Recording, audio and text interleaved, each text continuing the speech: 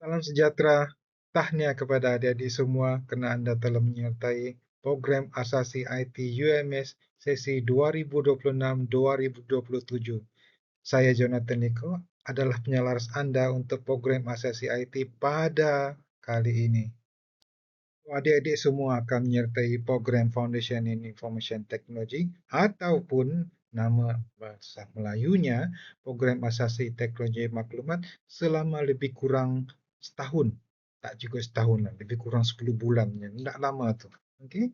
So ada beberapa lagi pensyarah yang akan saya terangkan kemudian di mana mereka bersama-sama saya akan mengendalikan program Foundation in Information Technology ini dengan anda. Okey, di sini saya akan terangkan beberapa perkara seperti teaching staff, pensyarah-pensyarah lainnya akan menyertai saya dalam mengendalikan anda, course structure dalam program-program ini, platform dan juga some tips yang berkaitan dengan program IT ini termasuk apa laptop yang anda perlu beli. Mari kita tengok teaching staff yang akan bersama-sama dengan saya untuk menjalankan program-program di bawah program IT ini.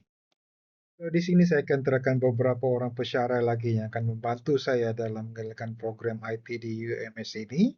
Yang pertama, Encik Jetol merupakan salah satu kita punya network engineer dalam program ini. Madam Siti yang merupakan kita punya Canva instructor dan juga pakar multimedia.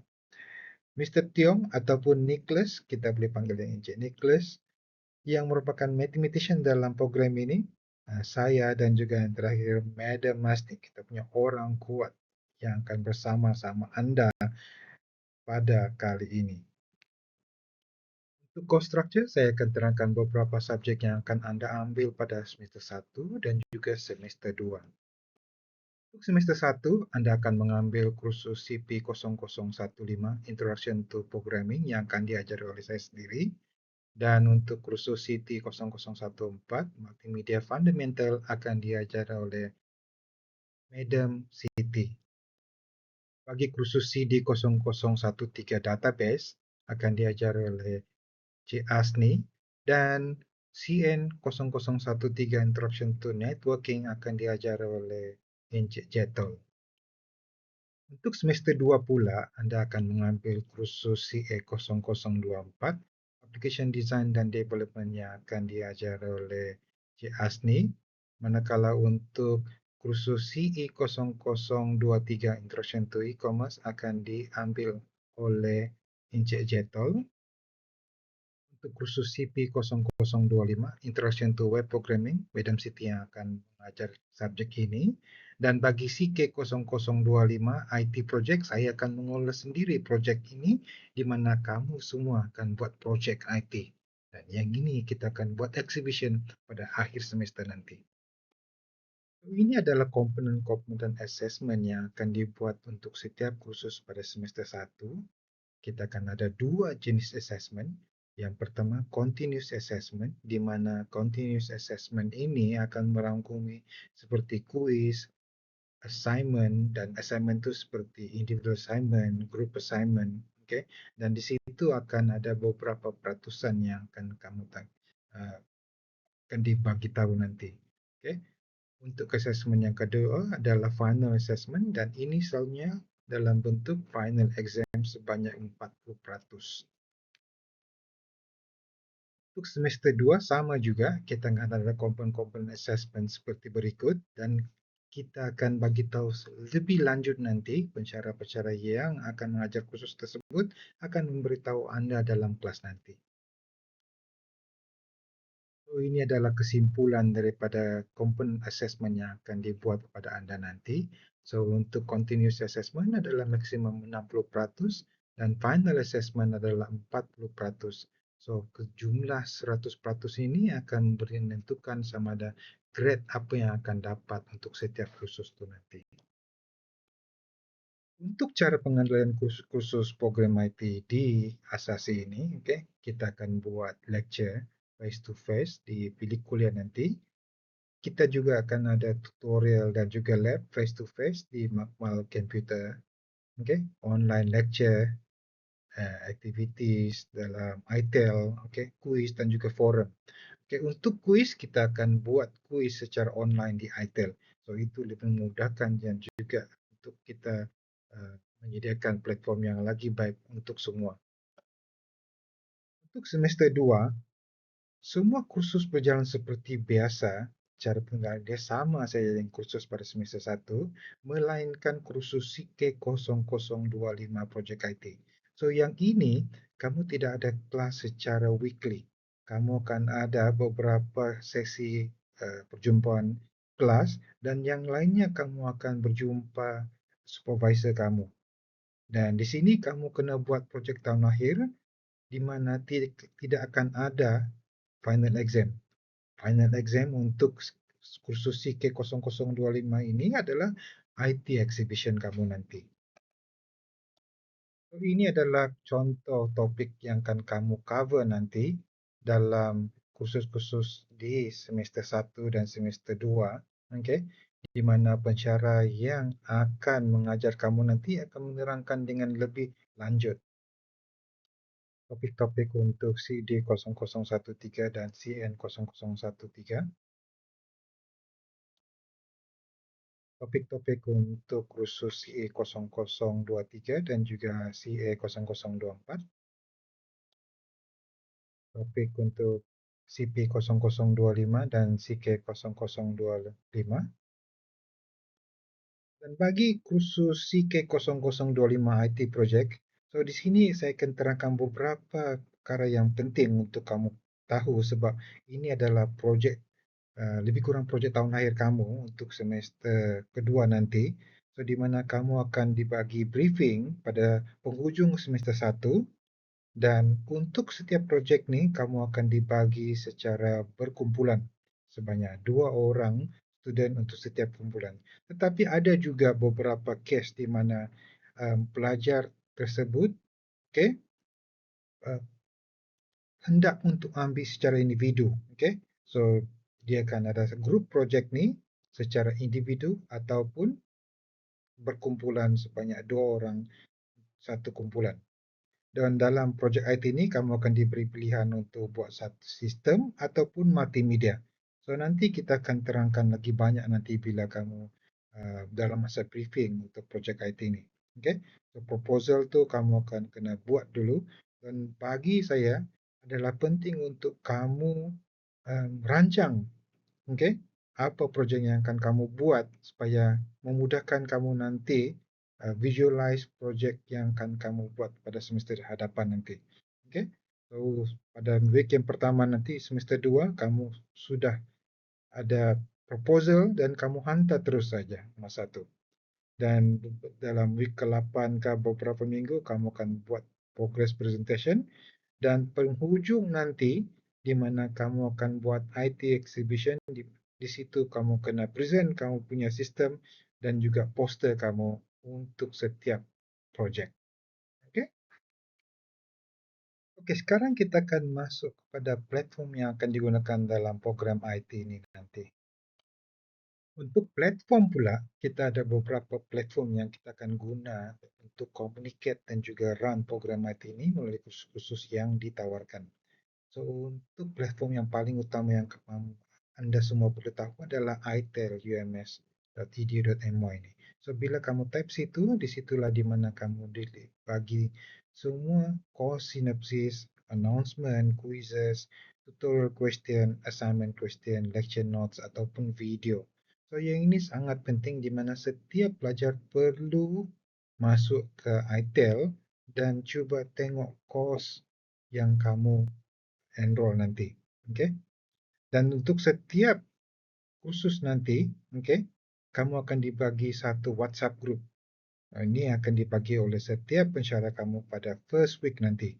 So, apa-apa mengenai maklumat ke, announcement ke, ataupun apa-apa news, kamu akan boleh dapat daripada WhatsApp group tu nanti. Okay? So, selain daripada itu, kita akan ada juga beberapa platform seperti MS Team, okay, Google Meet, Zoom, Webex, dan ini adalah software-software yang kita akan gunakan nanti jika kita ada online lecture, okay, ataupun apa-apa pun aktiviti yang menggunakan platform-platform online nanti. Okey, some tips yang kamu perlu tahu sebagai pelajar dalam program IT ini. Okey, kita tengok. Okey, tips yang pertama, laptop anda. Ini adalah jentera untuk anda membuat apa-apa saja dalam program IT nanti. Okey, untuk anda buat assignment, multimedia project, programming, apa-apa saja, anda perlukan laptop. Okey, untuk laptop, siapa yang belum beli laptop dan ingin beli laptop, ini saya cadangkan. Okey, prosesor perlulah sekurang-kurangnya i5. Kalau ingin beli laptop, okey, janganlah beli yang kurang daripada i5. Contoh dia i3 ke ataupun Celeron ke, jangan ambil itu, susah nanti. Okay? Kalau bukan i5, ambillah AMD Ryzen 5. Okay? Kalau mak bapak kayangan sikit untuk anak-anak kayangan ni, bolehlah ambil Apple M1 M2 tu. Yang itu tidak apa. Okay? Untuk setiap laptop perlu ada sekurang-kurangnya minimum RAM 16 gigabit. Okay? Ataupun lebih. Kalau lebih banyak itu lebih baik, tetapi jangan ambil 8 sebab bila 8 proses tu akan sangat-sangat perlahan. Bila perlahan kamu akan jadi sangat perlahan juga untuk belajar. Okey. So ambil sekurang-kurangnya 16 GB, okey.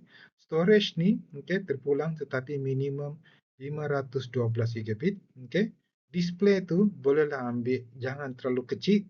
Okay, 13 tu okey, tetapi kalau dapat ambillah yang 16 inci punya. Okey.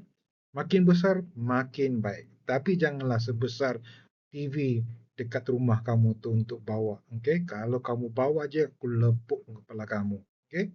Untuk grafik sekurang-kurangnya kamu akan ada uh, integrated grafik, okey, Iris Xe ataupun AMD Radeon, ataupun untuk yang kayangan sikit ambillah untuk GeForce RTX. Okey. So itu adalah kebaikan kamu juga. Kalau kamu ambil yang kurang daripada ni, kamu akan dapat sedikit masalah bila kamu buat video editing ataupun apa-apa programming yang guna proses yang lebih. Okay? Dan di sini saya ingin bagi tahu sedikit. Kalau kamu nampak yang merah tanda tu, okay? Di situ saya bagi tahu kamu jangan beli brand Acer. Kenapa saya dah fed up dengan Acer? Setiap kali pelajar bawa brand Acer, okay, banyak saja masalah-masalah ni. Belilah um, brand-brand yang established sikit, okay, biarpun mahal sikit, okay. Contoh dia, kalau yang kanyangan tu ambillah Apple ke, Jambu ke, apa-apa yang nama-nama buah. Okay, nama-nama buah untuk laptop ni memang selalunya sangat baik. Okay, kalau bukan nama-nama buah, ambillah HP brand, okay, ambillah apa Dell punya brand ke, even Lenovo ke, okay. Dan jangan ambil gaming PC yang high end. Kamu datang sini bukan untuk bermain game, okay. Tapi kalau kamu ambil juga tidak ada masalah sebab kamu perlu kapasiti tersebut untuk buat projek tahun akhir kamu nanti. Sebab prosesor perlu untuk kamu buat kamu punya projek, terutama yang ambil multimedia ataupun buat gaming nanti. Okay? Last kali untuk laptop ni, okay? Bila kamu beli laptop nanti, jangan ambil bawah 2,000. Bawah 2,000 ringgit punya laptop, soalnya barang-barang tu murah. Okay? Bila barang-barang murah, adalah barang-barang yang tertentu tu cepat rosak. Okay? Kalau boleh, belilah laptop yang di batas 2,800, 3,000 ke atas sikit-sikit tu. Yang itu. Okay? Makin mahal kamu beli, bukan semestinya makin bagus laptop tersebut. Tetapi dia akan ada range tertentu. Makin mahal prosesor yang tinggi apa semua tu, tetapi tidak juga menjamin ketahanan laptop tersebut. Okay? So, bagi saya, untuk laptop yang baik, ambillah satu range harga daripada 2,800, okay, sampai 4,000 ringgit. Melainkan yang laptop jenama buah tu. Yang itu makin tinggi mungkin makin okey. Okey? Itu saja. Nanti kalau ada apa-apa nanti kita akan discuss lebih lanjut dalam kelas nanti. Okey, tips yang kedua. untuk kamu masuk dalam program IT ni, kamu kena jadi IT student. Okay? So bila jadi IT student, kamu kena buat satu foundation dalam computer science dan juga IT punya fundamental. Okay? Di situ kamu kena tanamkan diri kamu, kamu suka IT, kamu suka computer science. Okay? Kamu suka untuk coding, kamu buat coding hari-hari. Okay? Kamu dibagi kerja berkaitan dengan IT apa semua ni, kamu siapkan dan kamu hantar semua assignment tu. Okay? Kalau susah sangat semua programming tu ke apa-apa semua tu, don't give up. Take a rest and keep going. Tanya kawan ke, lecturer ke, siapa-siapa saja yang boleh bantu kamu. Okay. Sebagai IT student, kamu kena jadi IT professional. Okay? Dalam minda kamu. Itu yang saya mau kamu buat. Okay? Dalam sepanjang program ini nanti, jadi IT professional. Buat semua kerja yang kamu dibagi itu nanti. Okay? Dan banyak lagi akan kita discuss dalam kelas nanti. Ini adalah senior-senior kamu, yang ini adalah batch 2023-2024. Batch 2024-2025. Batch yang sekarang ni 2025-2026. So ini adalah gambar kenangan untuk projek IT bagi batch 2024-2025, dan saya berharap nanti kamu akan ada kamu punya memories juga di program IT ini. Selama setahun kita akan buat banyak aktiviti nanti. Kita akan ada projek IT exhibition, kita akan ada open day asasi.